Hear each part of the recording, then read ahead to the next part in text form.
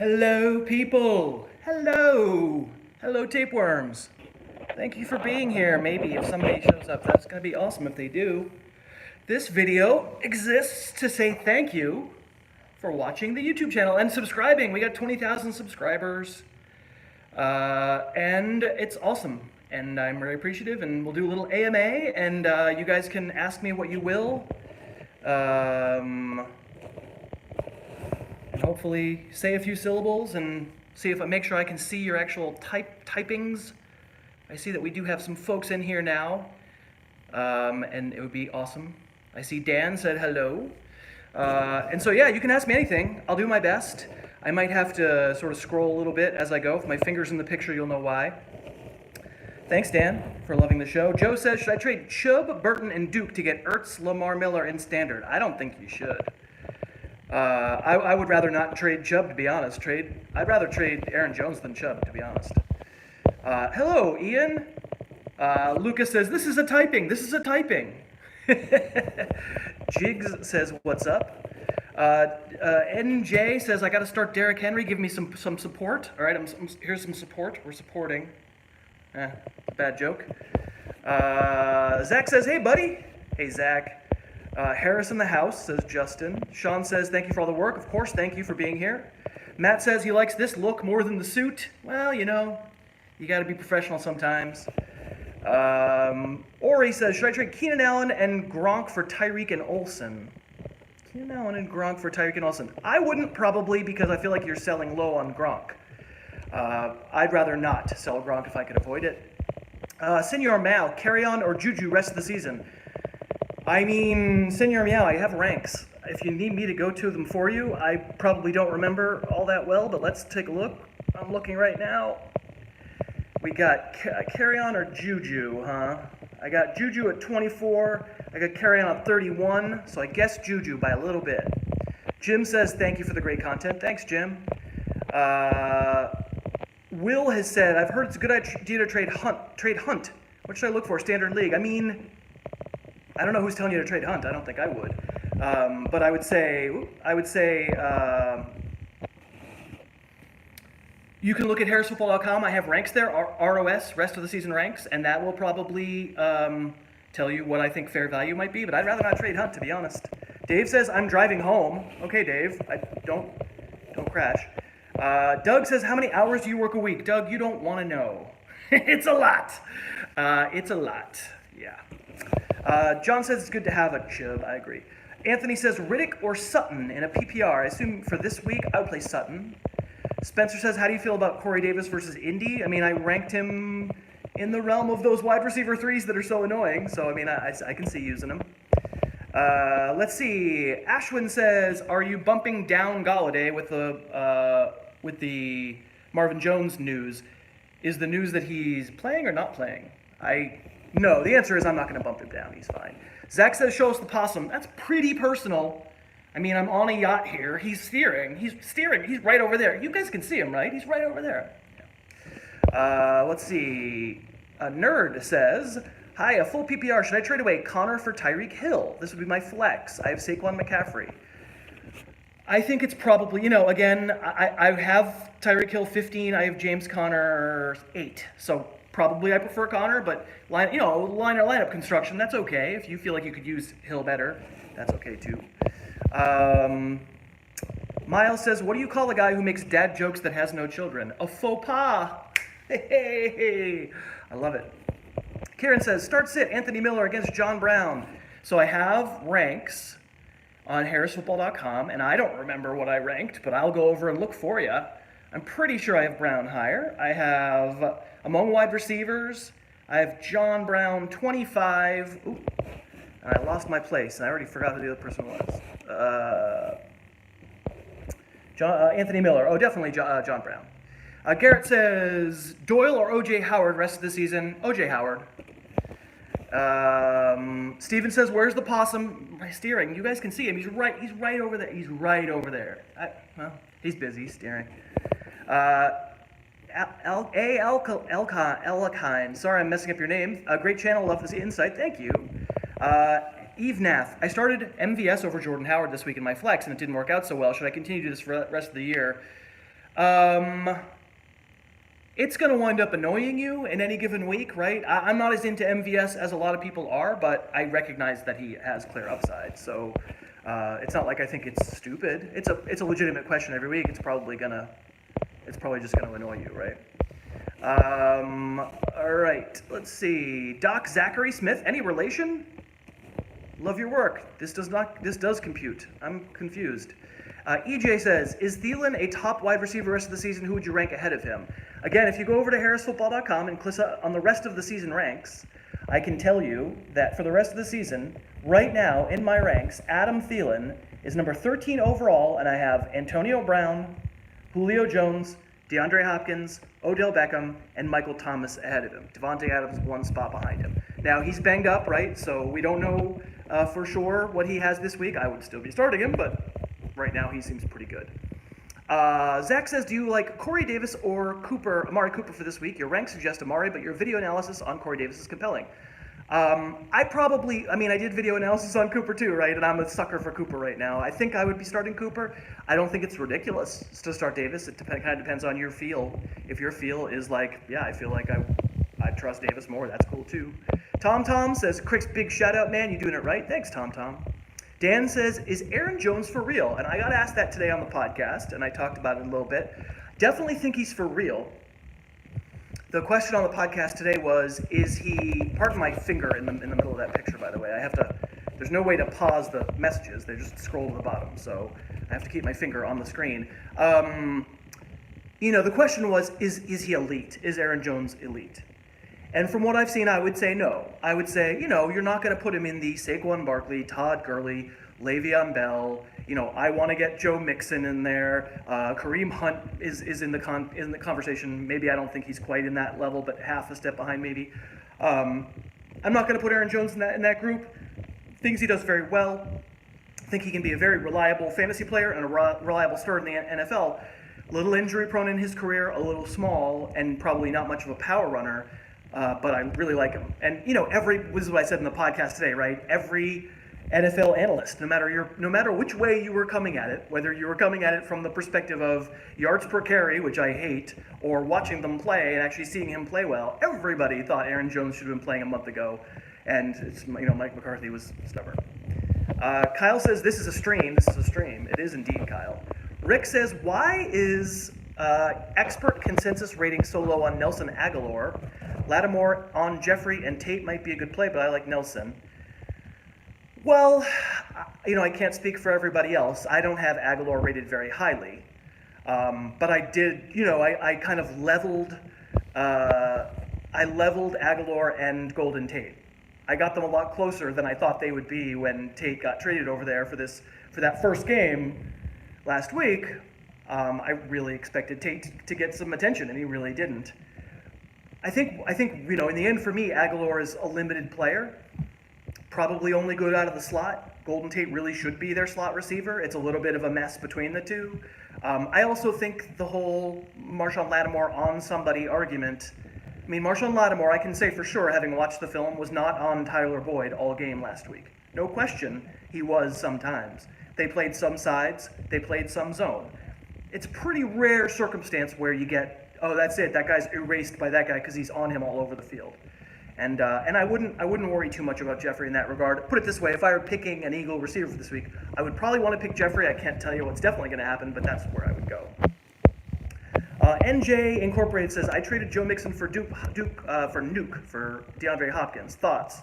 Sure, I have Hopkins 10 and Mixon 16 for the rest of the season in a standard. Pretty good.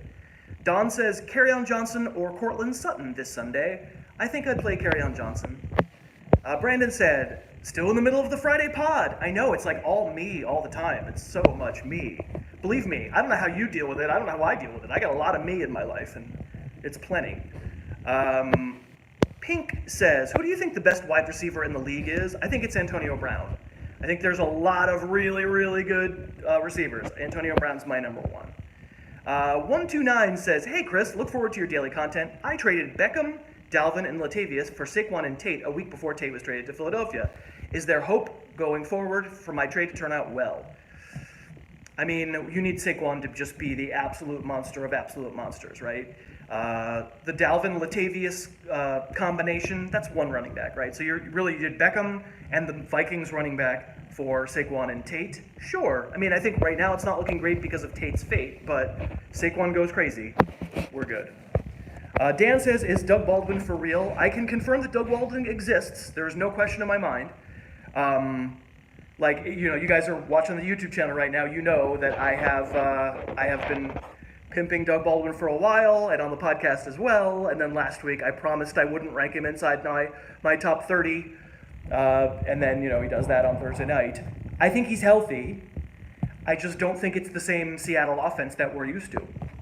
I just think it's this really conservative, we want to save Russell Wilson until the end of games, and then it works out. But I think it's just hard to find a receiving weapon that you love in that offense because they're not running a modern offense, Patrick says, how good will Sutton be long term? It's a good question. I did a little film work, I think you probably know, Patrick, on the YouTube channel before the Houston game, before the bye, and showed you some stuff about Sutton. And I can tell you, I think Kenny Golladay is going to be a superstar. I think he's A.J. Green. I think he's going to be awesome. I can't really say that yet about Courtland Sutton. I have hopes that he might be a similar type of player, but it's not, Kenny Galladay's been in the league a year and a half. He's been playing much more. It's a different level of expectation. I have hopes that Sutton's going to be really good. He hasn't really played enough for me to know for sure. Tom says, does Doug Martin have a nice floor for flexual healing? I don't love the floor. I just think there's you get down and then it's all Jalen Richard catching passes. I'm not predicting game flow. Arizona's offense is no sure thing either way, and I think at some point Oakland's going to score some points. But no, I don't think safe. I don't think safe on Doug Martin. Greg says, love the podcast and YouTube. Maybe dress more casual in the YouTube. I don't know. What do you guys care what I wear? I wear the jacket and the shirt for the purposes of sort of projecting kind of general professionalism on a daily basis, and then this is sort of a casual addition, I guess. And I think maybe the theory, I've been asked about it, so I'm definitely not insulted. It's a perfectly fair game. I think my feeling is there's a lot of people on YouTube, and a lot of them are wearing backwards baseball caps, and a lot of them are wearing kind of ear things, and a lot of them are wearing t-shirts, and a lot of them have no, sort of their dorm room in the background, and I kind of want the channel to maybe stand apart and be a little more studio-like, be a little more professional. It was not just me, it's also Dave Piper, celebrity producer. That's kind of where we came down, and so this is sort of a fun thing where I have to hold my finger against the camera in order to get it to pause. I apologize for the finger in the shot. But thank you for asking, and I got no problem answering it. Todd says, should I trade Tevin Coleman? Who should I trade for?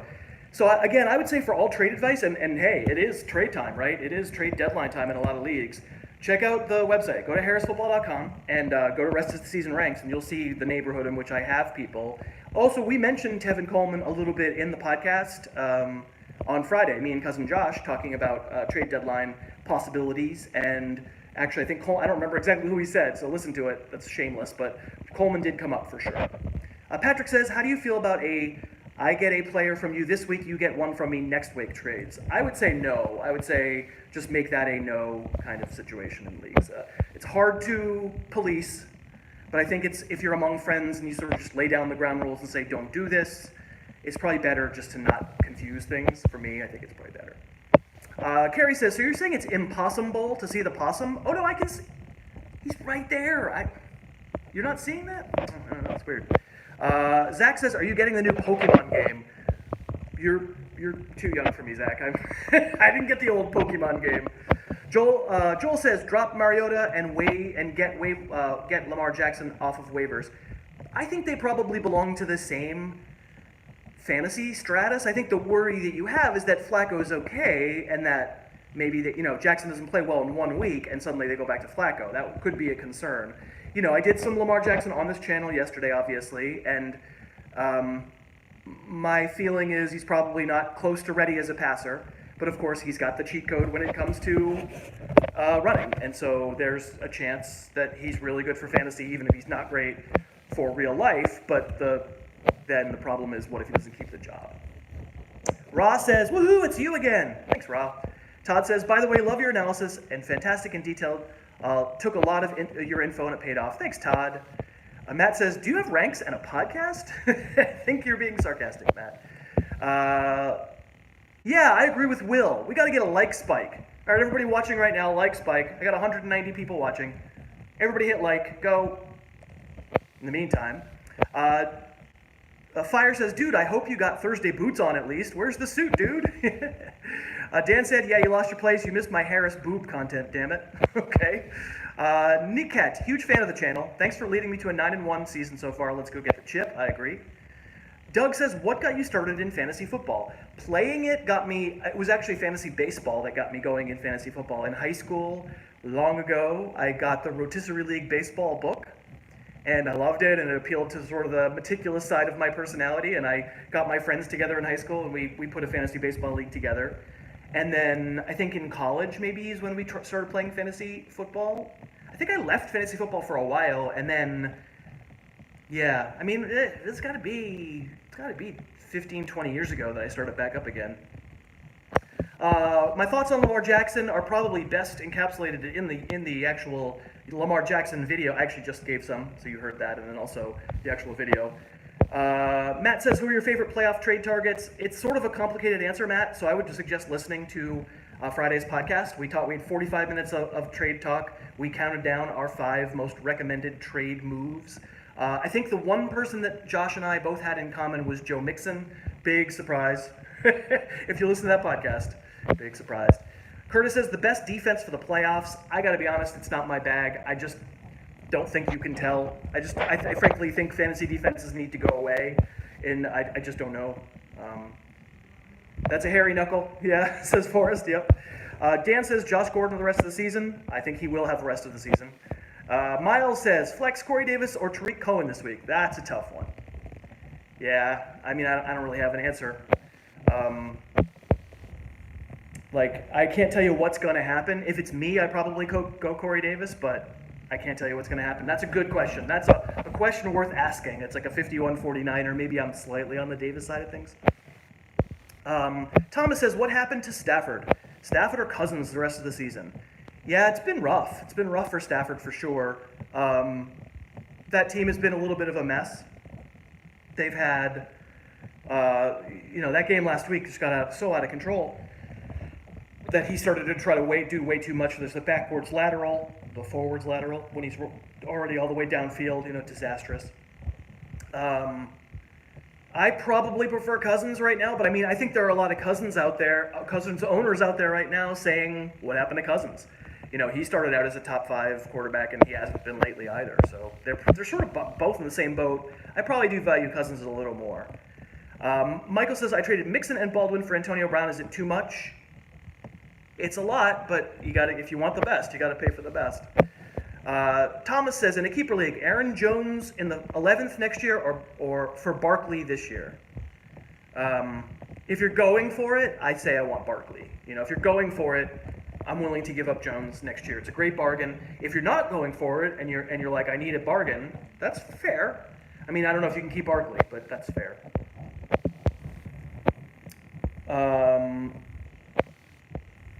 Let's see. Voltaire says, your ranking of Lamar Jackson over Eli Manning this week is intriguing. Eli has a great matchup.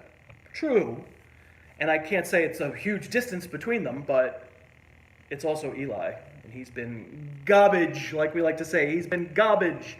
Unfortunately, I just flipped past many, many questions by giving my hand a rest. Do you think handcuffing Fournette with Hyde is a good idea or pointless? That's one where it actually might be okay. I mean, here's the thing though, when Fournette wasn't in there, why wasn't Hyde playing? I mean, that's why you're asking the question. It might be pointless, but my feeling is if you're going to trade for Hyde, it's got to be as Fournette insurance. So why in the world would you not play him if Hyde got hurt? If Fournette got hurt? So I still think it's worth doing. I still think it's worth having Hyde if you have Fournette, but it certainly didn't go well. Oh my God, it certainly didn't go well. All right, I'm going to not be able to do them all in order. I'm sorry about this. Uh, Sir Law says, I thought your knees were boobs. No, it was just my fingers. I had, this thing won't pause. I don't think it'll pause the chat. I don't think there's like a setting. Yeah. There isn't a setting to pause the chat, so the scroll is just going by, and I felt bad, but now I sort of give up. So if I don't get to your question, you can feel free to re-ask it. Let's see. I'm just going to scroll back a little bit and get some. Bone said, are you fading Mixon at all this week? I'm not. It's not a good matchup. Baltimore's a pretty good defense.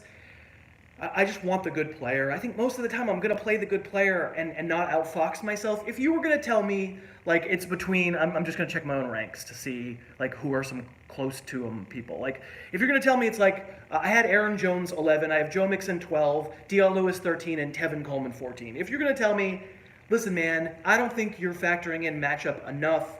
I'm a little too scared of Joe Mixon, and I've got Tevin Coleman. I'm going to play Coleman. There's no part of me that would go, shame on you, what a terrible decision. Like, that's obviously, when you're within a point or two in the ranks, it's fine. My problem comes when you have Joe Mixon and you're like, well, it's either Joe Mixon or Jordan Howard, and which isn't to say Jordan Howard can't score 2 touchdowns, because of course he can. But Joe Mixon just has the potential to do so much more than Jordan Howard does. I'm going to play Mixon and worry less about the matchup most of the time. In that kind of comparison, that's going to be my feeling. A Brewery Run says, Nick Chubb's dynasty value. My thoughts about Nick Chubb's dynasty value is it's high. I think he's a very good player who I'm not yet convinced belongs to that stratus of Barkley, Le'Veon, Zeke, Kamara. I'm not yet convinced he's quite that guy. And so here's the problem with Chubb is that because he's had the 3 big long runs, one of them last week, and because, therefore, his yards per carry, no matter what Nick Chubb does, the entire rest of the season, his yards per carry is going to be high. You're just going to have some level of fantasy analyst who relies on numbers and nothing else going, he's awesome. Period. End of story. It's the Jeremy Hill, Jonathan Williams, Alex Collins, Isaiah Crowell. All those guys got boosted in their year after their big yards per carry, and I told you they were not that good, and you shouldn't draft them. And that's the problem with Nick Chubb, is that I think Nick Chubb is better than the players I just all mentioned. And I'm not positive he's great, but I don't think he's going to come in any kind of discount because of the yards per carry. People are going to be like, RB10. And he might be RB10, but he also might be RB15. I don't have it all laid out yet. So unfortunately, that's one where I feel like the value's not going to be there because of the yards per carry. Let's see what we got here. Ian says, trade philosophy question. Bundle 2 players for a marginal upgrade or keep the players for depth. How expensive is too expensive to pay for trade upgrades? It's a good question, and of course, it's hard to give a generic answer because it's always going to come down to which players. And in addition, your perception of a marginal upgrade might be just different from my perception. I might think your marginal upgrade is a huge upgrade just because we all have different opinions on this stuff. If it's truly marginal in your mind, I would probably look at the depth, and I would probably say, how much can I legitimately feel like I used it if 2 guys got hurt, say, right? If 1 or 2 guys got hurt and I'm still not going to use it, trade it away. Trade it away, right? My goal with trades would be trading, I always say in the podcast, trading ponies for a horse, right? So my goal would be to not marginally upgrade, to take like a running back that I think is okay, Tariq Cohen. I think he's okay. I think he's good. But let's package Tariq Cohen and Doug Baldwin and get Joe Mixon. I keep coming back to Mixon. It doesn't have to be Mixon. It could be. I don't know. Do I have my rest of the season ranks here?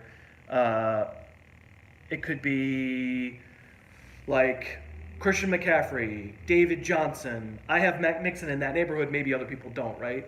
But the point would be the person feels like, okay, I'm only downgrading from Christian McCaffrey to Tariq Cohen, similar types of players. I can get big games from Tariq Cohen, and I'm getting a receiver too, and maybe needs to be better than Doug Baldwin. But that's the whole idea behind trading ponies for a horse. That's the feeling. Josh says, thoughts on Jonnu Smith? Is he just a bad player? Seems to catch the ball when he's targeted. Why are teams against throwing to tight ends? Well, this is the whole thing. The league is not trending toward tight ends. Jonnu Smith is a prisoner of history. I don't know if he's any good, right?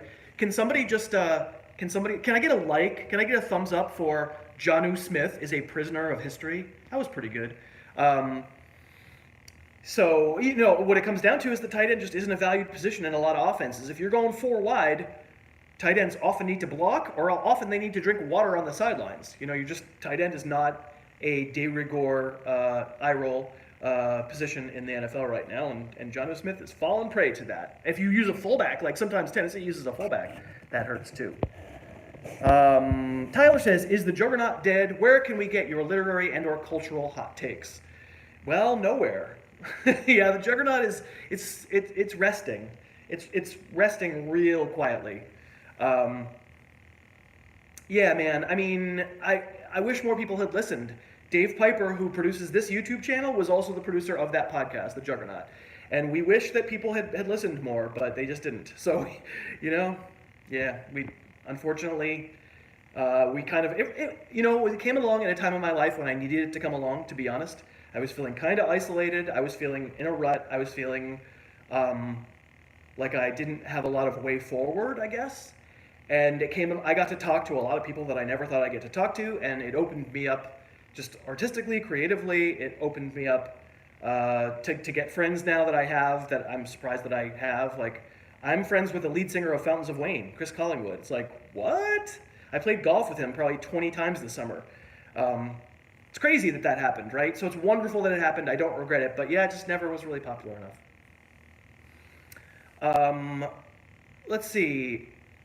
Let me go back a little bit, and we'll pick Sir Christoph says, do you have any plans to do more stuff with Brett? The off-season stuff was great. Keep up the good work. Thank you very much. So we did this series, maybe people know it or maybe they don't know. We did a series called Film Don't Lie University, me and Brett together. So his channel is The Film Room. So if you guys are not subscribed to The Film Room, please go subscribe. It's fantastic. Brett is my sensei. He started a channel years before I did. He's got 100,000 subscribers. He's the man. He's great at it. And he does one video a week, and he puts a lot of care into it. We put a lot of care into ours too, but we're making 4 a week, so we're moving, right? We're doing it every day. And so we combined forces, and on my channel and on his channel, we have this series of, like, I can't remember, 12 videos called Film Don't Lie University, and I'm planning on re-promoting it when the off season comes, because it'll be a great time. It doesn't go stale. It's sort of like it'll be good just to teach us how to watch football. That's really the goal of that series. So I hope people enjoyed it. If you haven't watched it, maybe you don't have time during the season, but maybe you get a little hungry for football, come around like March or April or something, and I'll remind you that it exists. So Brett will be back on my show soon, no question. He's here in LA. We're good pals. He's just such a nice guy, just a nice human being. You're never going to get me to say a bad word about Brett Coleman. That dude is just rock solid. A very, very nice man. I believe I watched your Dalvin Cook video, which I believe was shared with Corey Davis, so I just traded Dalvin Cook and Chris Goodwin and got Corey Davis. Is it good or bad? I don't care so much about the Godwin thing. He can be good, but obviously he's just a member of that whole wide receiver 3 crowd. So Cook for Davis. Yeah, I think it's fair. I think if you needed a wide receiver, it's probably fair. I have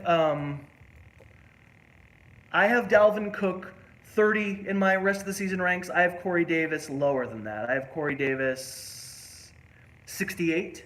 So I prefer Cook. But I don't think I think it can work out. The point of the Cook video definitely wasn't meant to slag Cook. It was meant to be more like,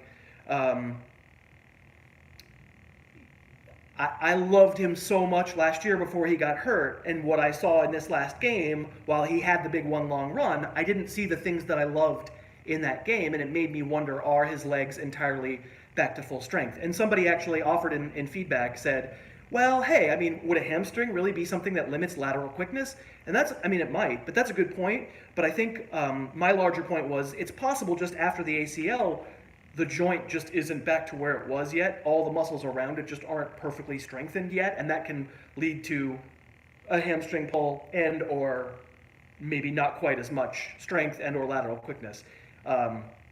which isn't to say Cook won't be good the rest of the year, because he was good last week. He had the big long run. We'll take it. But yeah, I probably would prefer the Cook side of that trade, but Corey Davis has some upside for sure.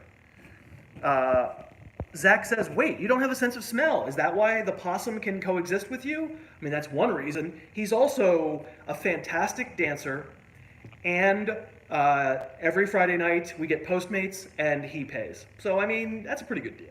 It's a pretty good deal. Plus, he steers the ship. He steers the yacht, right? Stan says, would the Patriots bounce back via the ground or air? I think both. I think both. Last week was a disaster, and Brady clearly hasn't had the numbers that the super elite fantasy quarterbacks have had. But I would say until last week, I wear the footy pajamas. I am a Patriots fan. Until last week, I would have told you Brady was still having a very good season, doing what he needed to do, leading drives, picking apart defenses, et cetera, et cetera. Tim says, I don't have a sense of smell. Yes, I actually was born without a sense of smell. I do not have one. So this past game against Tennessee was concerning. Maybe the temptation is to write it off. Mike Vrabel knows that team. It's Vrabel and Matt Patricia are two of the three geniuses from the Patriot system, right? Geniuses who were able to shut down that offense. I'm not panicked about either aspect. I do think both will bounce back. Let's see. I'm sorry I'm not getting to all these questions. There's hundreds of them now. I'm sorry about that. Max said, would I be insane to start Doug Martin over Marlon Mack this week? No one can seem to run on the Titans right now, and the Cardinals are terrible. Well, the Cardinal defense isn't terrible. They actually slowed down the Chiefs pretty good last week. The Cardinal offense leaves something to be desired. I grant you on that one. I think this is a really good question. I really like this question, and it's because you've seen my ranks. Anybody who doesn't realize I have ranks at harrisfootball.com, especially as you're thinking of the trade market, please check out the rest of the season ranks. That can be a pretty good guide for who I value more for the rest of the season. It's a guide. It's not. I don't know what's going to happen, right? But that's my guide. But in any given week, you having a different opinion from me could absolutely work out. If your feeling is, listen, I've seen enough of the damn Tennessee defensive line. I don't feel like I want to risk it. I'd rather play Doug Martin. I think they'll be in that game. I showed you a play on the Thursday YouTube video. Doug Martin has looked awfully good. The problem has been when they have fallen behind, they've often gone to Jalen Richard and not thrown it to Martin that much. I don't think you'd be insane. There are some decisions, I'm benching Antonio Brown for Chris Godwin. I would think you're insane. That one doesn't feel insane to me. Let's see. My view on O.J. Howard and the Bucs offense after Dirk Cutter took over the play calling. I mean, I don't know that I think there's any major... It's still the same offensive system, especially when you have those two particular quarterbacks, when you have Jameis Winston and Ryan Fitzpumpkin, as I like to call him on the podcast. You're fairly limited in the system that you're going to run. You're not running the Rams system. You're not running the Chiefs system. They're not that mobile. They are not that accurate, and they're wild men. They'll refuse to check it down too much, but a lot, right? It is an old-fashioned kind of offense. It is, and it's funny because I was having this conversation about the Packers last night. Old-fashioned kind of offense. Not a lot of motion, not a lot of flooding the zones, a lot of requiring wide receivers to win one-on-one. Aikman pointed out last night on the broadcast that the scramble drills for Green Bay, those kids don't know what they're doing. They don't come back to the ball. They don't get themselves open. It's a lot of Devontae Adams beating his man or our offense doesn't work. I feel like Tampa's offense has some similarities to that, and therefore I'm not so much worried about scheme. They're throwing because, well, they're losing a lot of the time, and because their quarterbacks are crazy, and that benefits O.J. Howard, who is a really talented player. I mean, I certainly, as soon as Howard started playing this year, and I did some work on him on the channel, I was like, oh, I like this guy. This guy is going to be a good player. I'm not sure he's awesome, but I think he's good. And so I'm not surprised to see Howard excelling, but I don't know that I think it's just because he's pretty good, and that offense is throwing 40 times a game, right? That's kind of thing. Let's see. Laser says, if you're in 5th or 6th place in your league right now, should you play who you normally play, try and play high-risk, high-reward options in an effort to get back on top? It's a good philosophical question, and it probably does come down to which players we wound up talking about, but If you know you're not going to make the playoffs unless you win, I think the strategy should be to do what you think you need to do to win. Usually, though, it strikes me that that is always dependent on who's my opponent, if it's roto style and you're entirely, I just need to rank high in rushing yards among the entire league, then I understand playing the ceiling. It feels like otherwise, I'm probably just doing what I always do, which is looking at my opponent, very much not looking at the projected scores, because the projected scores are not worth anything. They're worth very little. They're not worth nothing, but they're worth very little. And I'm looking at the other team and I'm going, oh, that scares me, or that feels like about my team, or whatever. If I look at the other team and I go, I'm scared, I'm in trouble, I'll play upside guys. I tend to play upside guys anyway. That tends to be my way I roll. I'm not sure, unless it's roto style, I'm not sure. I feel like I need to change my strategy too much. Andrew says, so because of you, I think Golladay is a star in the making. Why, when I start him, does he do nothing? I know, it's frustrating, right? These past two games have been not much, and it has felt to me like the Lions' offense has just sort of been broken in these two games, and it's been hard for anybody to overcome. I'll say this: if you watch that Bears game last week, if you're a Lions fan, avert your eyes. It was disgusting. You can still see moments where Golladay makes a play, is falling backwards, gets his feet in bounds. He's just very coordinated for a guy his size, has good, if not great, speed for a guy his size. He's certainly not shifty. He reminds me of A.J. Green. And, A.J. Green doesn't have a huge game every week either. And no question, Golladay is not as accomplished, not the same kind of route runner yet, not the same kind of body position guy yet. He's got a ways to go, but I just see the raw materials of him being really good. But it is frustrating when that happens. Mark says, who has the bigger game, Allen Robinson or Jordan Howard on Sunday night? Who would I start between Allen Robinson and Jordan Howard? It's a good question. I'm going to do the cop-out thing. I'm going to say Howard feels a little safer. Robinson feels like he has a little more upside.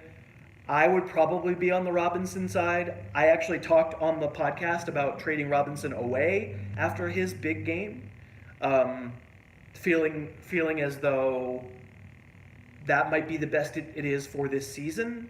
And so, I might test the waters and see what I could get for him, which doesn't mean I wouldn't play him. It doesn't mean I think he's bad. I think he's a really good player. But yeah, I might test the waters on him. But that's not what you asked. I think I'd play Robinson, but it's obviously very close. Let's see. Sean says, this is good. Hey Chris, expat here in South Korea. Every day I pass this clothing shop called, no kidding, Duck Feet. We already have Duck Heart, but who in your expert opinion is the best embodiment of Duck Feet? Oh man, that's fantastic. Sean, you and I have to work on this together when we're watching football this weekend. Let's figure out who Duck Feet is. I love it. It probably needs to be a running back, right? And somebody really plodding and slow. It would be, if LeGarrette Blount wasn't trash bag, it would be awesome if he was Duck Feet. All right, Sean, you and me, tweet me, and we'll come up with who Duck Feet is. So then you can take a picture of something in front of Duck Feet. Rock on. Let's see. C. Lane says, congratulations, Harris Football. Your advice helped me out. I enjoy your channel. Thank you very much. David Johnson says, Adams over Thomas. Devontae Adams, Michael Thomas. I like Thomas a little more, but man, it's first world problems. We're good either way. They're both real good. Dan says Diggs or Mixon this week. And Dan, I saw your previous one about champagne problems. I know. Diggs or Mixon. If it's me, I think I'd play Diggs. I do like the guy who can give me up. I'm sort of an upside enthusiast, I guess one might say. I might play Diggs by just a tiny little bit. Obviously, last time out, he didn't play and he hadn't been great. I see the argument the other way. They're both great. Let's see. Mac says, Dalvin Cook or Keenan Allen? I'm playing Keenan Allen, Mac. I think I like Keenan Allen on that one. Let's see. Drumfool83 says, am I getting too cute to start Crabtree over both Peterson and Lamar Miller? I'm looking for upside in a tough matchup. Yeah, I mean, I wish I agreed that Crabtree has a lot of upside. It wouldn't be for Miller, I don't think. Could I see it doing it for Peterson? I don't think so. If Lamar Jackson's the quarterback, I can consider starting Lamar Jackson, but I think I'm starting him because I want him running. From what I saw and what I showed you on the Thursday YouTube show, boy, I don't know. I have a hard time saying he gives his receivers a lot of upside. I actually ranked John Brown relatively aggressively. Maybe I'm regretting that. Maybe I need to come down a little bit on John Brown from instead of 25, maybe like 30. It's just that when John Brown makes one play, it can be a touchdown. I think maybe my answer is no. Tony says, PPR, is Anthony Miller safer than Allen Robinson? I don't think so. No, I know what you're saying with Xavier Rhodes. And the Vikings will travel Xavier Rhodes. No question about it, but not every play. I think I need to see Anthony Miller do it again. Until last week, he never had 50 yards receiving in a game. You saw, if you watched the film room channel, that I like him. I talked about him in the waivers. I like him. I own him in Dynasty. I have him in La Liga. I'm interested. Feels like I'm going to play Allen Robinson over him, though. Even if I'm worried about floor, it feels like I'm going to play Robinson. Not sure I'm right. Obviously, in all these things, it's just my opinion, right? If you feel differently, I don't begrudge you at all. It's your decision. It's your team. I think if it's me, I would play Robinson, but doesn't. And that's true with all these. Like, I can't tell you what's going to happen. I wish I could. All About Gamers Zero says, do I have a Patreon? I do, in fact. If you go to harrisfootball.com, you'll find the Patreon. And actually, anybody who wants to be a $5 a month supporter gets invited to this, but not on YouTube, on Facebook, every single Sunday morning. So, or Sunday noon Eastern. So I do this for an hour before kickoff for anybody who is a current Patreon supporter. So you can ask me questions. I'll tell you what I think. We'll yuck a little bit. Sometimes I play a little guitar. I happen to have the guitar right here. So anybody who would like to do that, who isn't doing that, harrisfootball.com, you can find the Patreon. So if I would donate if I could ask a fairly long question. I mean, honestly, the best way to do it would be if you become a Patreon supporter, you get access to a private Facebook group, and in that Facebook group, ask away. It can be as long as you want, for sure. Maurice asks, Fitz or Wentz? And that means, Fitz, I don't think you know that I have ranks on harrisfootball.com. So if you go to harrisfootball.com, you'll find my entire list of ranks, and I'll be glad to look it up for you. Fitz or Wentz. I'm pretty sure I have Wentz higher, but let's take a look. I have Wentz 6. I have Fitz 13. So I would start Wentz against the Saints. Just my opinion, obviously. Ryan says, should I hold Josh Reynolds or pick up Christian Kirk or Traquan Smith? I think for this week, I love stashing Josh Reynolds. We're all going to be watching Monday night. We're all going to be seeing that Chiefs-Rams game of the year. It should be so fun. I want to know how they use Josh Reynolds. How is this Cooper Kupp replacement going to go? I showed you a little bit of Josh Reynolds film on Monday's YouTube, and that doesn't really tell us, right? It tells us what happened for a couple of games when Cooper Kupp was out. When Coop was out, it doesn't tell us what it looks like full time. So there are definitely. I mean, I had who was on Tuesday. On the podcast, I'm forgetting who my waiver person was on Tuesday. Who was it? Man, all right, now I just feel bad. On Tuesday, it was waivers. Oh, Bobby Sylvester. It was Bobby Sylvester. And Bobby was very, very dubious about Josh Reynolds. Right, thank you for reminding me. So his point is, I can see this working out a bunch of different ways. I could see this working out like the tight end plays more, or they play two running backs, or they line up a running back at wide receiver. Like, I'm not sure it's Josh Reynolds. And my feeling about that is, okay, but if it is Josh Reynolds, maybe I'm not starting him this week. But it sure would be nice. If he goes out and scores 2 touchdowns Monday night, it sure would be nice to have him. So I think in most cases, if I have a wide receiver stash, I'd like that to be Josh Reynolds for this week. Let's see. David says, I just traded Zeke for Tyreek Hill. I like Zeke a little more, but Tyreek Hill is freaking awesome, so they're great. They're both great. You did fine. If you needed a receiver, you did fine. Jeff says, Carry-On and Jordan Reed for Sony Michel and Jack Doyle. I think it's fair. The tight ends, I mean, I don't know how the tight ends think. You guys see the reflection just coming in now off the starboard bow? There's some windows over there in the starboard bow, and now we have a reflection coming in and lighting me differently all of a sudden. Sony Michel, Kerryon Johnson. You know, Sony Michel has more upside because if he becomes the Patriots running back the way he was there for a few weeks, I mean, that's the guy you want. That's an unbelievably valuable role. Whereas Kerryon Johnson, I think a good player, maybe proven to this point, maybe a little better player than Sony Michel, but he probably is what he is, right? We're probably not looking at the Lions becoming the best offense in the league the way the Patriots could at any given moment become the best offense in the league. So I don't mind the shot on upside. I don't mind it. Excuse me. Let me get a little water. Little water.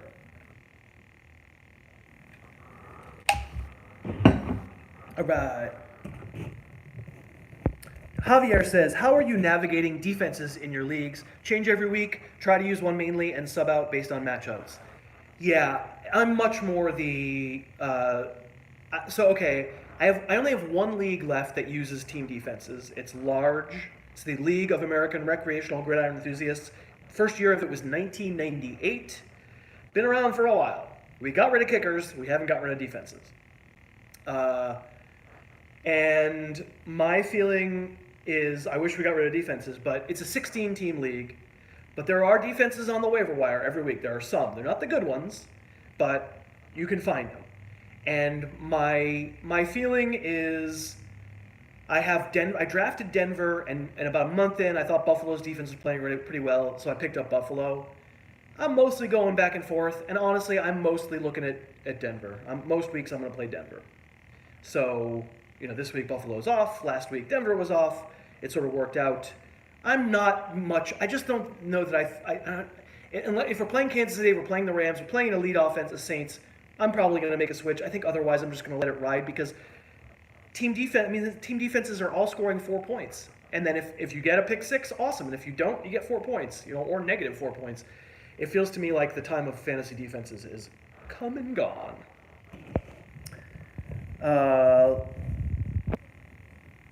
Jesse says, is it possum-flavored water? Well, I'm vegetarian. I can't do that. Trent says, I traded Greg Olsen and Lamar Miller for Rob Gronkowski. Is it worth it?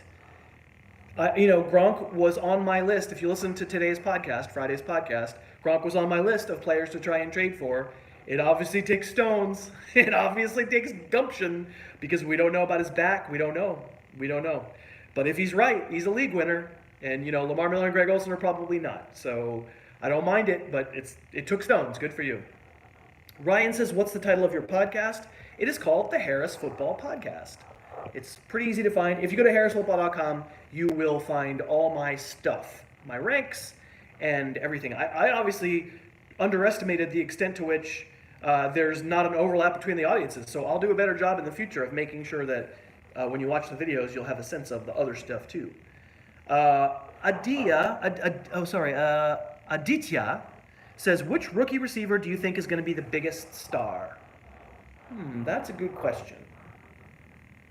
So the temptations would be maybe to, it's like Calvin Ridley has been pretty darn good. I don't know that I think he's a superstar, but he's been good. But how long is he playing with Julio Jones? That makes you not as much of a star, right? That does sort of get you in a deep hole. It wasn't the best year, right, for rookie receivers. That was the whole draft thing. So we've got Anthony Miller. Feels like he's a slot receiver. I like him. We've got Cortland Sutton. I'll probably say Calvin Ridley, which is sort of the cop-out answer. He's the first one drafted, but he does have the problem with Julio right now. And so, we got Valdes-Scantling too. And Patrick asks, is he a drop now in a full PPR? I can't, it's hard to answer, is this guy droppable in my league? They got Bright, right? Man, it's crazy. It's hard to say. I know for sure that this person is definitely droppable in your league because it depends on your league, right? I can't tell you, it'd be so stupid to drop Valdes-Scantling if you're in a 10-team league and you feel like it's pretty stacked and you're not using him anyway. Okay. My feeling is if you just used him last night, if you're in the position of using him, I wouldn't drop him based on one game. Just like I wouldn't say he was a top 20 receiver the way some were after a couple of good games. It has felt to me, and I think I've showed you on film, that he's a good prospect, but that he's a little bit limited. Maybe I need to roll down the thing on the yacht. Should I do that? All right, hold on. Stand by. Stand by. Holy cow. Gee whiz. Much better. So yeah, MVS, I don't know that I think he's necessarily a drop. Yeah, I mean, that's a good point, Mr. Moriarty. Just turn the yacht port, say, hey, Possum, I'm getting killed over here. He won't turn it. Stupid.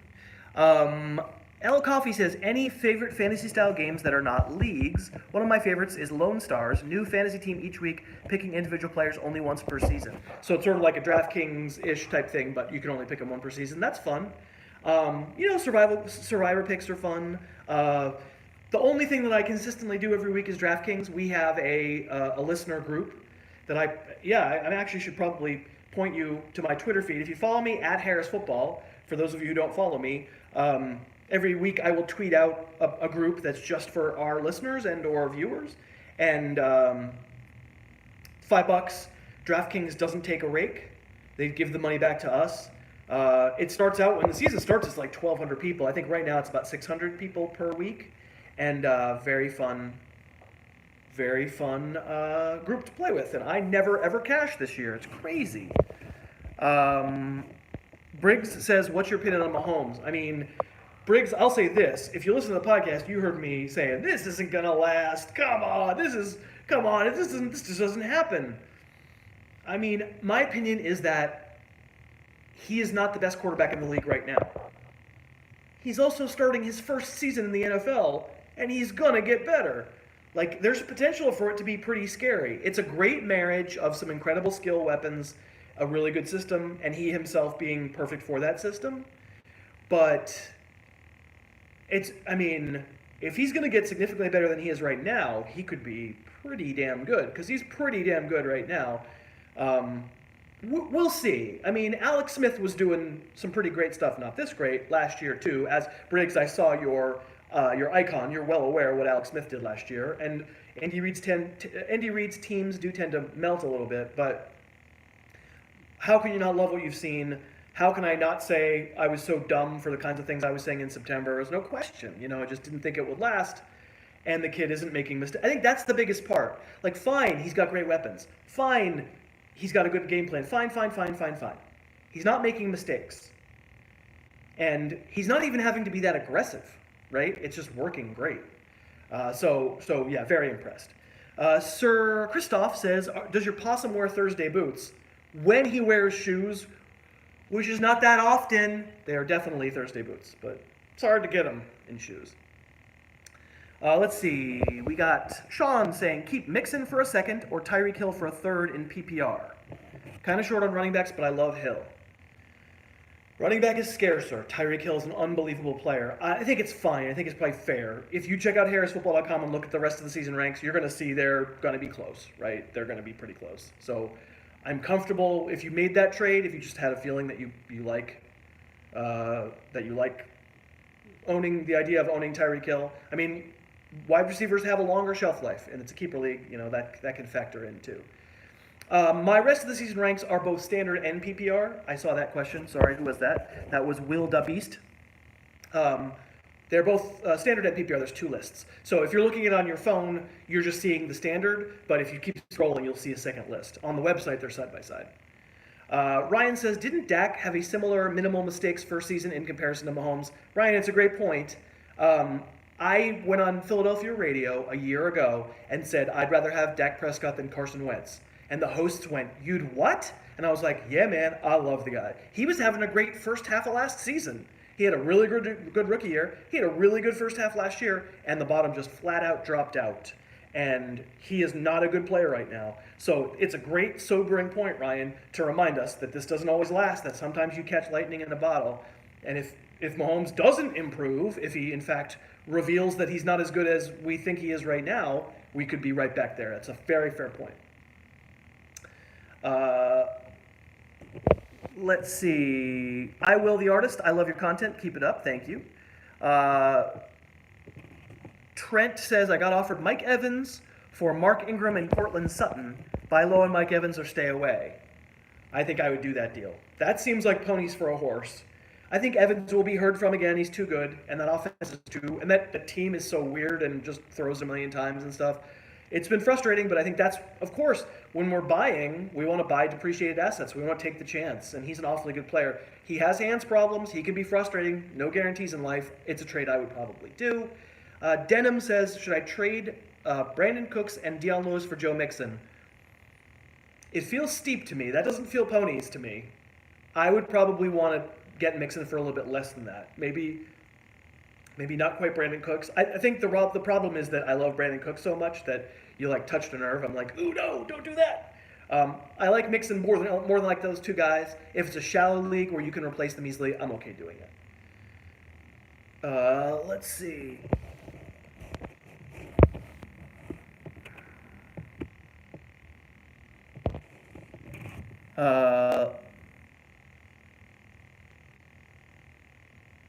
What do we got? We got Andrew. What is your favorite color? I don't know. I don't really have one. It's a good question. Curtis says, do you actually live in a yacht? I mean, look around. Of course. This is... Wait, hold on. Whoa. Wow.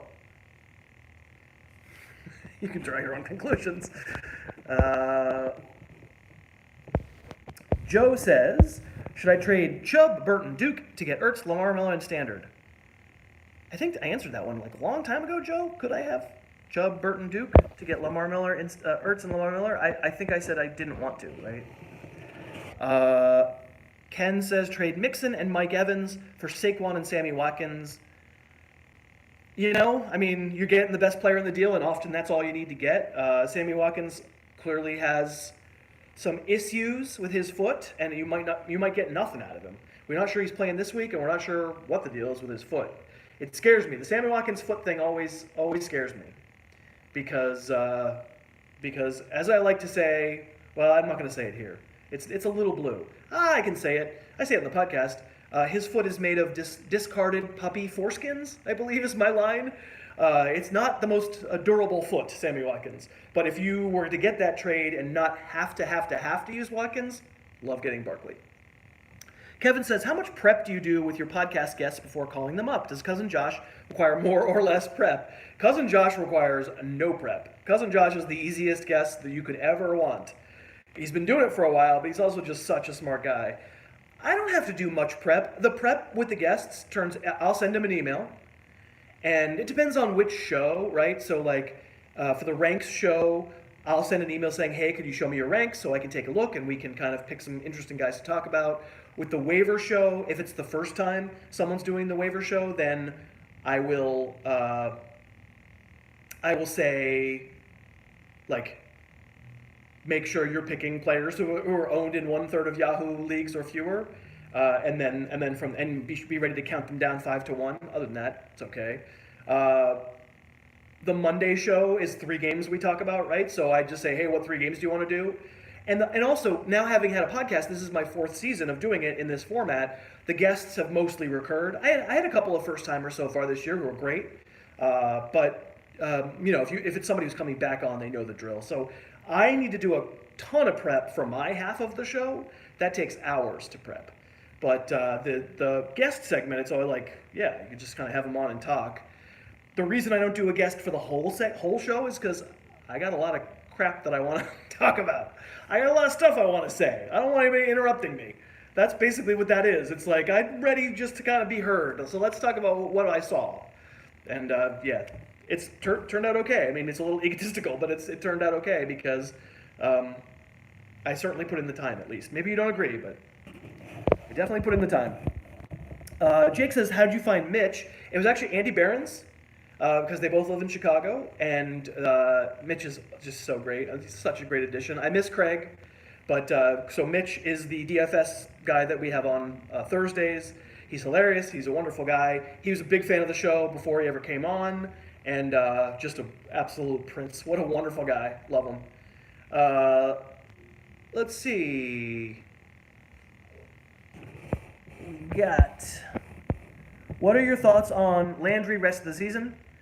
trade Doug Baldwin for him, but now Baldwin seems to be back on track. Did I win or lose this? I mean, first of all, I'll say if you've done a trade, it doesn't really matter much what I think, right? I'm reviewing these trades you've already done. Who cares? You did it. But I prefer Landry to Baldwin still, even with this Thursday night thing.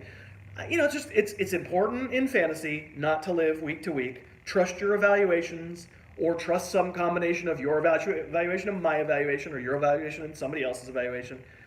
And don't lose your stuff because Doug Baldwin did great in 1 week. Now, of course, on my podcast, I'm going to lose my stuff over Doug Baldwin doing well because I've been waiting for it for a month. But I'm not really. I'm recognizing that, okay, a player I've been calling for to be good finally was good once, but it's not enough to completely change our opinion for the entire season value, right? Mr. Moriarty, are you going to stay out in LA after the NFL season or go back east for fair weather? I'll be here through May at the very least. Well, I'm going back tomorrow. I'm be on the red eye. I'm leaving the yacht, taking the private helicopter. No. I'll be on the red eye, and I'll be in Massachusetts as of Sunday morning, and I'll be there for 3 weeks. I'm going for Thanksgiving, and I'm going for cousin Josh's wedding. I'll be all tuxed out. We'll share pictures and stuff, and then I'm coming back the week after that. So I'll be there 3 weeks. Then after that, I'll be here from December 8th or 10th or whatever until May. And then after that, I'm not sure. Let's see. Mark says, is it only up for here for Corey Davis? I would love to say yes, but I kind of got overexcited after the Eagle game. He showed me everything I wanted to see from him after the Eagle game, and then where'd it go, dude? Right, and where it's gone has been that offense has been bad. I'm not going to blame Corey Davis. That offense has been terrible. You remember that Tennessee-Dallas game? That Monday night game that we all watched? It was like, what? I tweeted out that meme of the two Spider-Man looking at each other, pointing at each other, It's like these two dysfunctional offenses playing against each other. Certainly last week against the Patriots, it wasn't so dysfunctional. It would be great if that is the case going forward. I'm not convinced it's all fixed because of one game, but it's a start. It's better than the alternative. My feeling is that Corey Davis is not the problem there, that maybe it's Marcus Mariota, that maybe in the end we were blaming the offensive system, exotic smash mouth, maybe it's the quarterback. But then again, it was better last week, so let's hope for better stuff in the future. Let's see. Noah says, potential waiver replacements for Jimmy Graham owners. I tried to tell you. Man, I need a haircut. I got crazy hair. I just was at the gym. I was just lifting like McCaffrey. I tried to tell you. People who got the almanac this summer, you read it, that I thought Jimmy Graham was a bust this year. I thought he was done athletically. But that's not where we are. I can't tell you who's on waivers in your league, right? But I did not have Graham, and I can't refer to the website because I only have a top 100, and there's no tight ends in the top 100 who wouldn't be owned in all leagues. I'm not interested in Lance Kendricks. I'm not interested in whatever's going to replace him in Green Bay. I don't think I would need to see it for a while. That's right. I meant Horst Donovan. What am I saying? It's Horst Donovan, Jimmy Graham. Yeah, Mr. Moriarty, not quite Saquon lifting. Yeah, it's more like, it's not even Christian McCaffrey lifting anymore. It was about a year ago, 9 months ago. Then I hurt my back playing golf, and now I've been doing lighter weights. I did like 170s. I did 15 reps a couple of times. So it was okay, but it's not the 225s anymore. The tight end thing. I could see taking a shot on Jeff Hireman. Right, he had a big game for Denver right before. Thereby, nothing else is coming to mind. Ricky Seals-Jones, doesn't that? I'd say Hireman maybe, but again, it's tight end sucks. It's a dart throw. Bone says Ingram is still an enigma to me. Yeah, and he's going to be an enigma not playing on the Saints next year, almost certainly. And we'll see. We'll see what he's like away from that system. I think he's a good player. I don't think he's a great player. Rest of the season, Aaron Jones or Dalvin Cook, says Muhammad, screaming. So I have ranks for everybody who's watching right now. If you go to harrisfootball.com, you'll see ranks, and you'll see rest of the season ranks. And granted, these were done before Aaron Jones broke out. But I had, in standard leagues, Cook at 30, Aaron Jones at 32. So basically, I kind of think they're the same. Josh Adams or Josh Reynolds, half point per reception. I need to win this week. Josh Reynolds, Josh Adams. You know, the answer is I can't tell you. I can't tell you know on the show, on the various shows that I do, we talk about things that we know, things that we can observe ourselves, are category 1. Everything else, like, hey, are they going to give Josh Adams the ball this week? Is category 2. Is that guy's knee healthy? I got no way. Nobody has any way. Anybody who tells you that they know is not telling the truth. So I can't tell you about Josh Adams' workload. I don't know. So I guess I'll say I play Reynolds. I think he's got more upside, but obviously they could throw it to him one time and then it looks dumb. But I think I'd say Reynolds. Curtis says, do you get sick of trade questions? I mean, this time of year, it's very natural. And this is a thank you Q&A. This is a thank you AMA. And so I'm happy to try to do it. Let's see. Cooper says, Dalvin Cook, Nick Chubb, and Doug Baldwin for Kareem Hunt. You know, it does feel like too much to me. It feels like you shouldn't have to give up both of those running backs. But again, in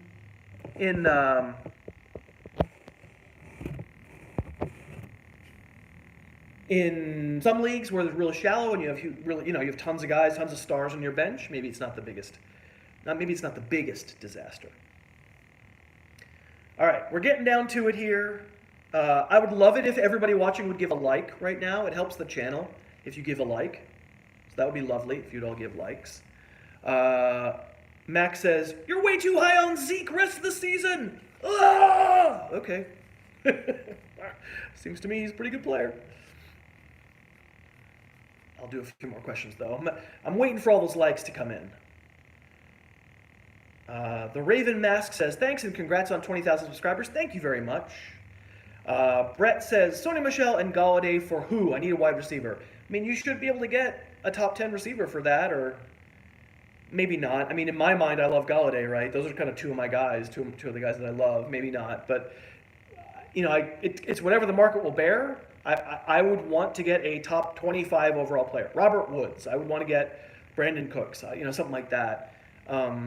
But check out the rest of the season ranks at harrisfootball.com. That's my best advice for you. And actually, you know, if there are folks watching this who didn't know I have a podcast or don't listen to the podcast regularly, maybe you don't have time. I do a podcast every day, 5 days a week.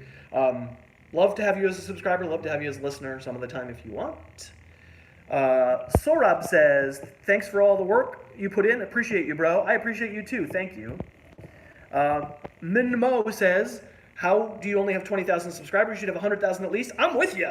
Let's drum them up. I mean, the channel's only really been going in earnest. I've been making content for it since like mid-August, so I'll take it.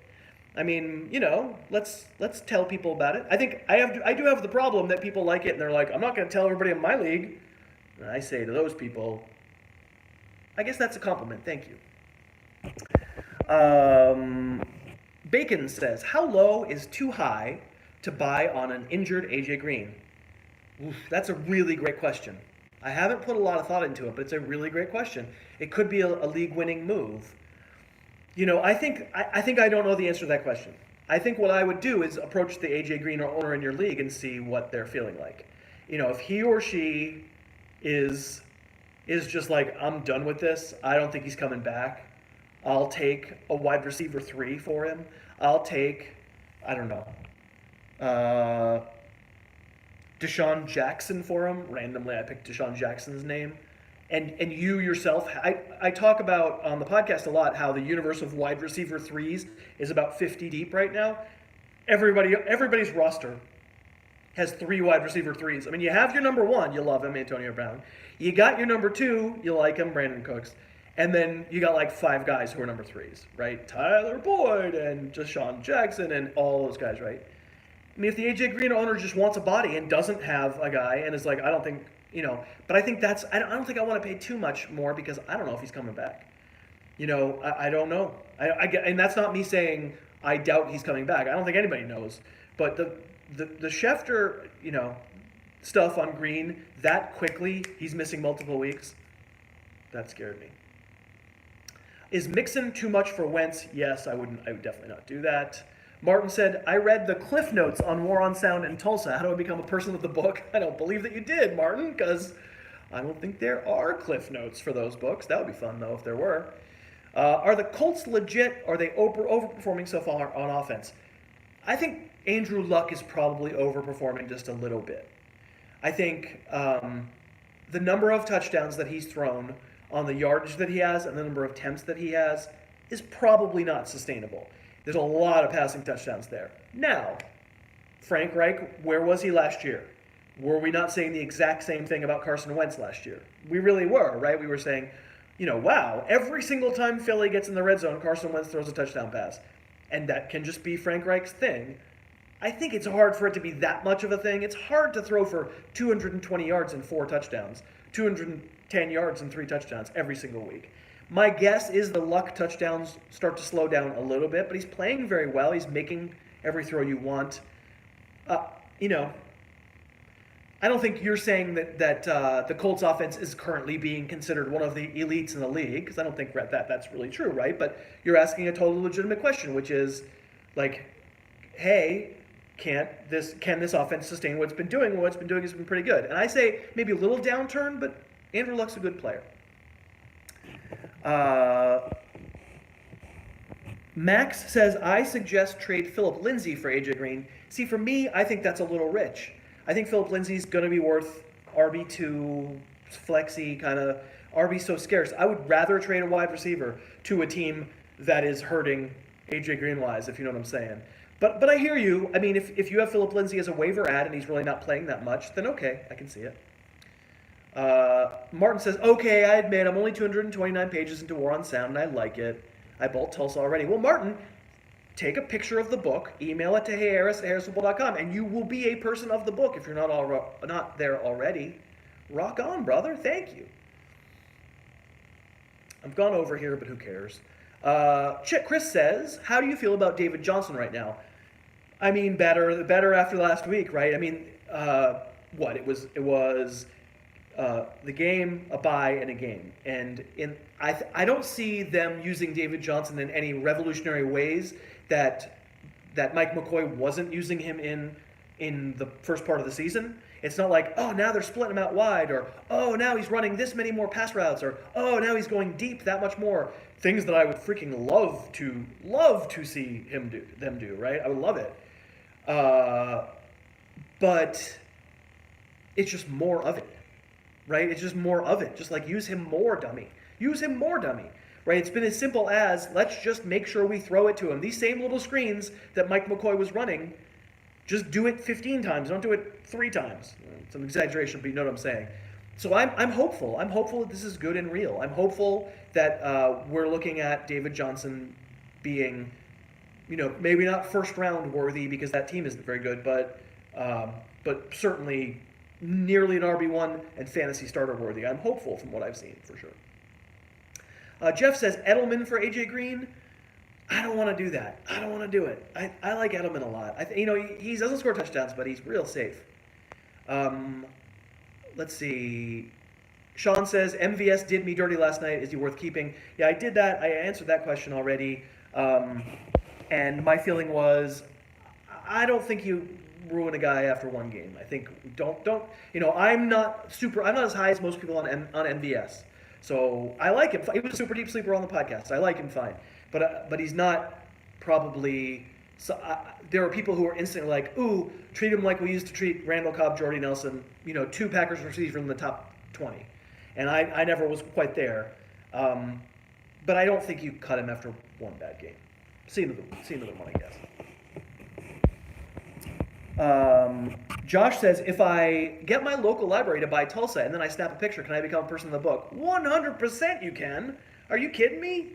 Fantastic. That would be lovely. I would love it.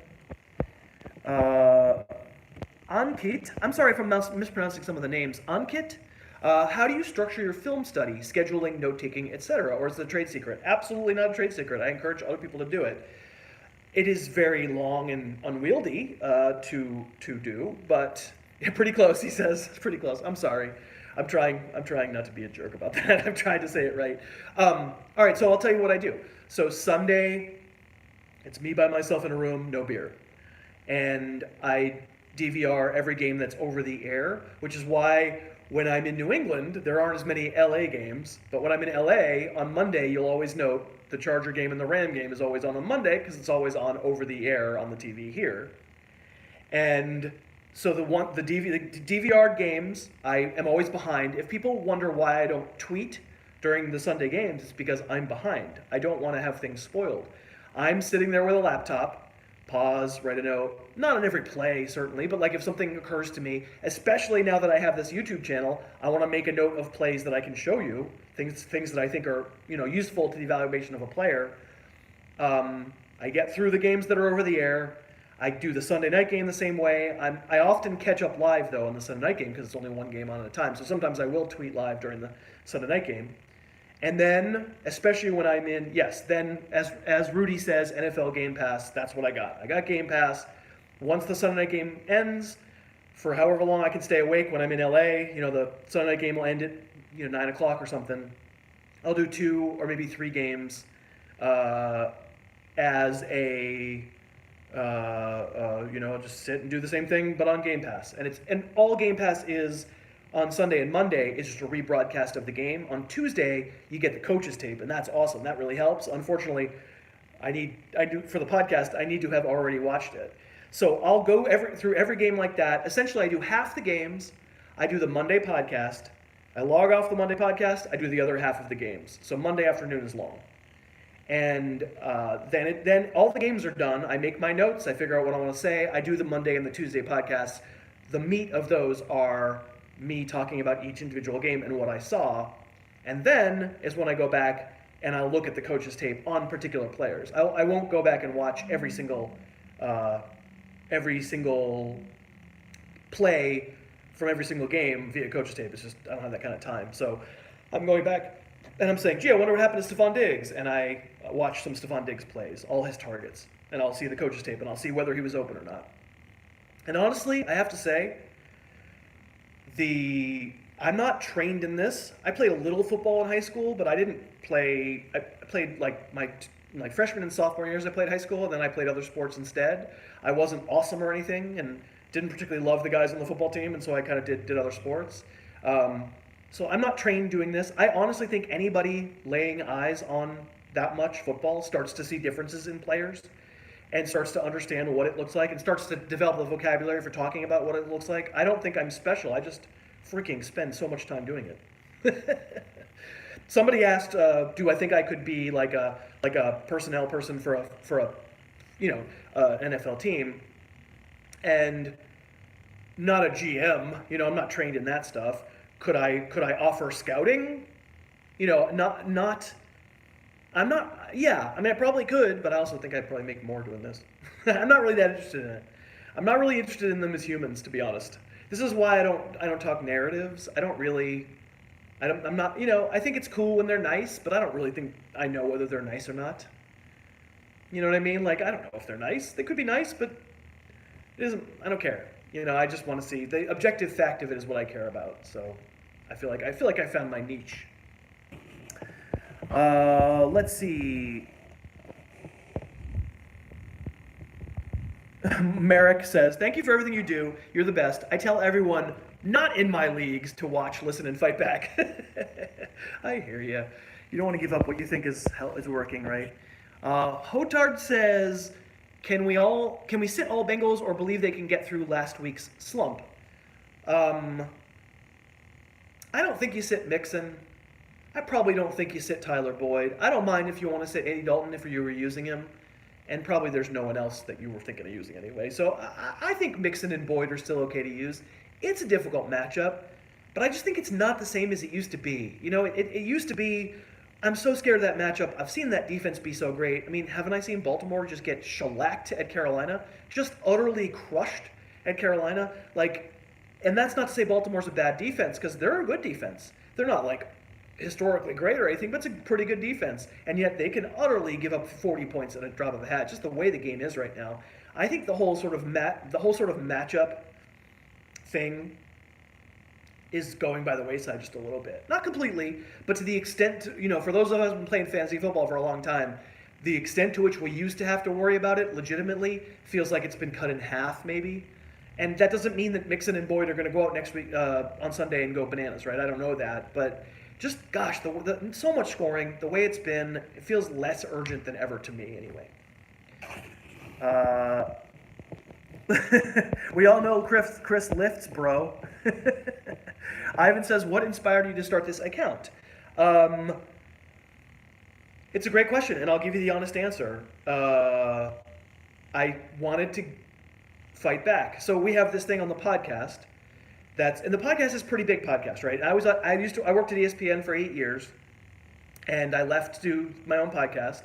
I left of my own free will. I was not exercised in any way. I love ESPN still.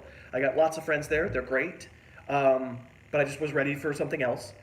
And this year I kind of decided that I wanted to make a point of saying there's so much bad stuff out there that people are listening to and watching, and just bad NFL analysis, lazy NFL analysis. And I sort of deemed 2018 the year we fight back. So anybody who listens to the podcast who's still here, give me the thumbs up for the year we fight back. We've talked about it a ton on the podcast, and the kinds of things we fight back. No, it's not beef. It's not beef at all. It's the year we fight back, and so it's like I want to model better behavior. I want to not just criticize. This is why Brett Coleman and I did Film Don't Lie University, because we wanted to say, hey, there's a lot of people out there who are going to tell you a lot of bad information because they're just reading numbers and reading box scores and guessing, and we're going to try to teach a man to fish. We're going to try to teach you how to know when you're being told good things and when you're being told not good things, right?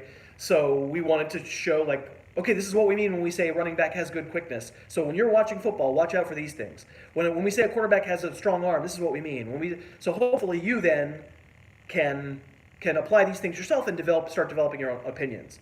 And then as a part of that, I thought, okay, well, I've got this podcast that goes in your ears, but can I also add to this Year We Fight Back thing by also doing a YouTube channel where I actually show plays? And that's really where it came from. It's sort of born of this idea, like, instead of just complaining, actually try to help people. I'm great with you seeing an Amari Cooper video and deciding, well, Harris likes him, so I'm going to go get him. I get it. My favorite thing that you could get out of this channel would be for you to go, okay, that's what he means when he says he thinks Amari Cooper runs good routes.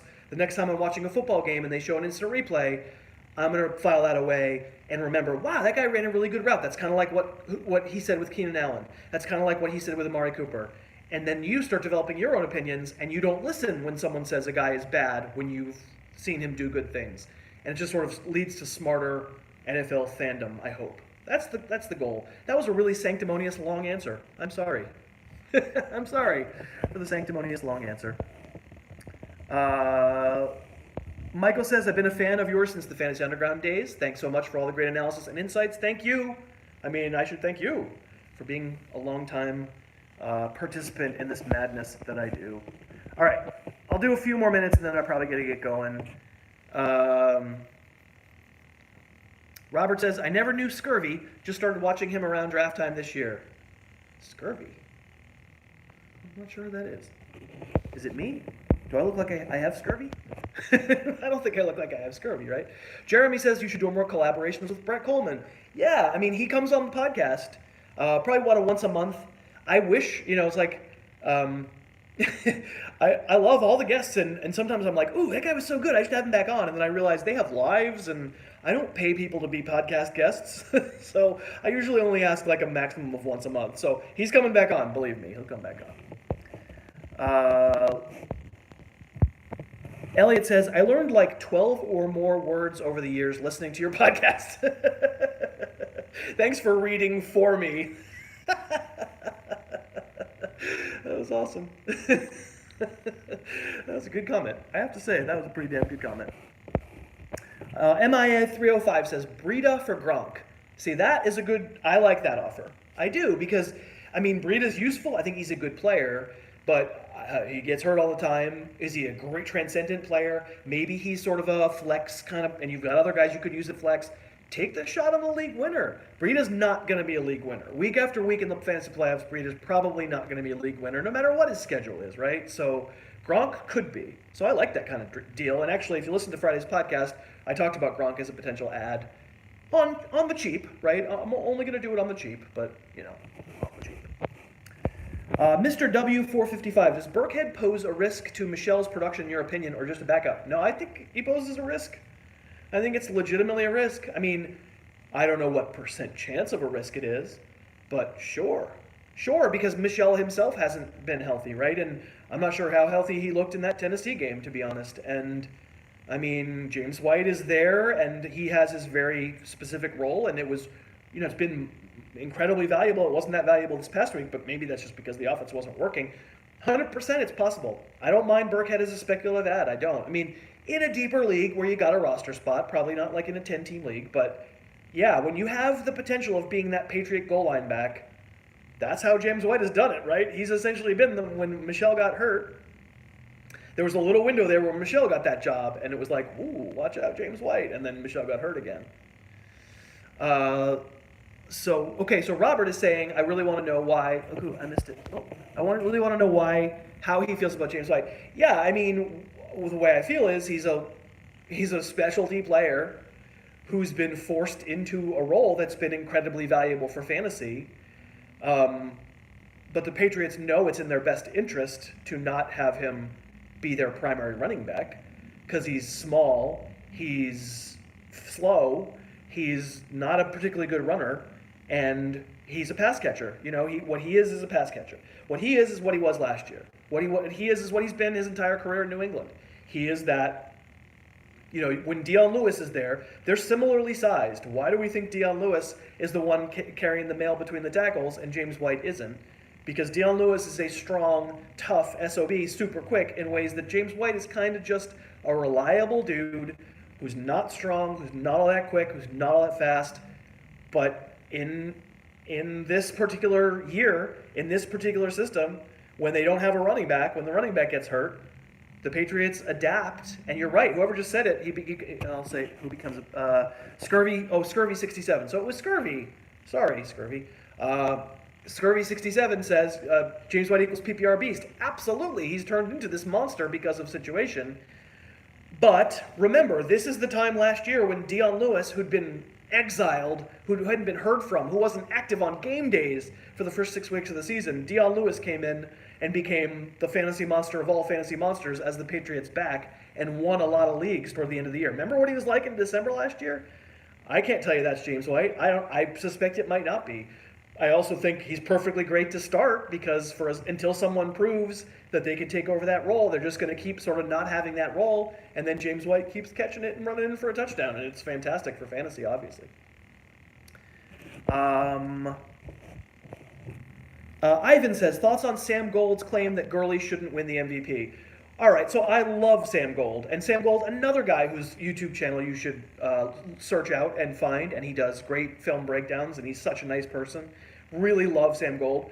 Sam Gold hates Todd Gurley's game. He just doesn't think he's an elite player. And I mean, we've talked about this, and he sort of just, he just, one thing about Sam that I'll say is he ain't lazy. He's not saying that to get a reaction. He's not saying that because he's doing some data dive. He's watching him play. And I think his feeling is that he's a product of a lot of the stuff that's going on around him. That Gurley in a bad offense was the disaster everybody remembers. You get a new play caller, you get a quarterback that's out of his rookie year, you get some really good wide receivers, and suddenly Todd Gurley's really good. And I think that's his argument, and my argument is I always thought Gurley was awesome, and I still think he is. So we just disagree. I mean, I don't think Gurley is the MVP of the league, because they're going to give it to a quarterback. They're going to give it to Mahomes if the Chiefs keep winning like this. They're going to give it to Breeze if the Saints keep winning like that. It's just a biased thing. But for fantasy, I think I know who the MVP is.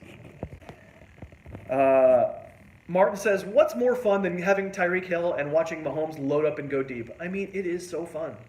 And the great part about Hill is it's not always a deep pass. With Tyreek Hill, it's sometimes a little shallow cross, and he just goes. That dude is so fast. I mean, listen, clearly, if you listen to the podcast, you were on Tyreek Hill early. We all have a giant soft spot for Tyreek Hill. We all are very, very enthusiastic because we're all. I would like to play the sound drop. We're all so glad we drafted Tyreek Hill. He's been a flag player for me 2 years in a row, but I know there's some off-field stuff that can make it a little ugly. This is why I tend to try to divorce that stuff.